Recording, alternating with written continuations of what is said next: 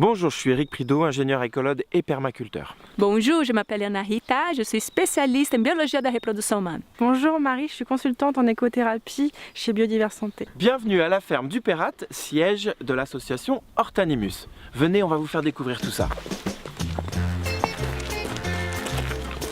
À 45 km de Bordeaux, cette ferme traditionnelle médocaine du 19e siècle est située entre des forêts, des vignes et des prairies. Elle est composée d'un corps principal, donc qui est notre habitation, une aile où on trouve aujourd'hui un gîte, un ancien chai qu'on va aménager pour faire une salle d'activité culturelle et éducative, et des écuries qui recevront bien sûr différents animaux. Donc on est ici sur une des prairies de la ferme, juste à côté des écuries. C'est probablement donc un des endroits qu'on va le plus réaménager sur la ferme, puisque c'est ici qu'on va mettre les stationnements, on va installer des serres, des activités de maraîchage, de la production de champignons. En arrière, on pense restaurer des zones humides en lien avec le petit rue qui s'appelle le rue de Villeneuve.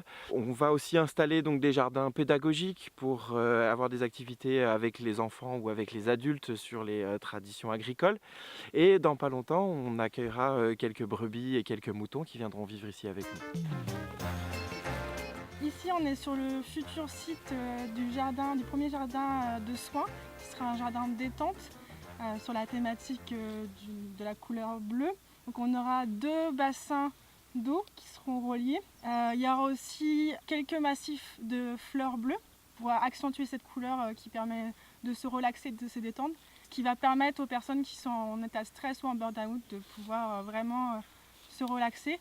Et on mettra à disposition quelques matelas pour qu'ils puissent faire une sieste, se reposer, écouter et observer tranquillement la nature.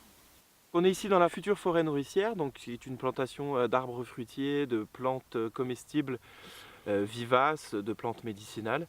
Donc c'est un endroit qui dans peu de temps va se refermer, ça ne sera plus une prairie.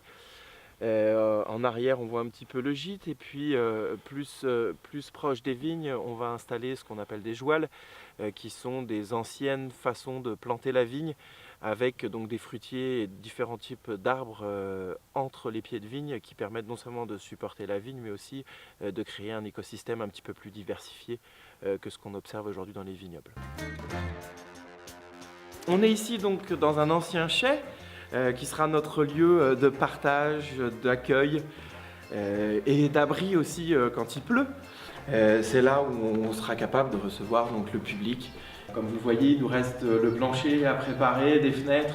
Ça sera donc un lieu où on espère voir différentes activités culturelles, d'activités d'éducation, de la danse, de la capoeira, du yoga, de la méditation, des formations, ou tout simplement recevoir le public pour des événements ou même des fêtes. J'espère que vous avez pu en découvrir un petit peu plus sur notre ambitieux projet. Si on a besoin de votre aide aujourd'hui, donc c'est pour préparer le chai et notre salle d'échange et d'activité, et pour pouvoir commencer à creuser les étangs et faire continuer les plantations des jardins. Si ce projet voit le jour, ce sera grâce à vous, et on espère vous accueillir prochainement ici. Merci.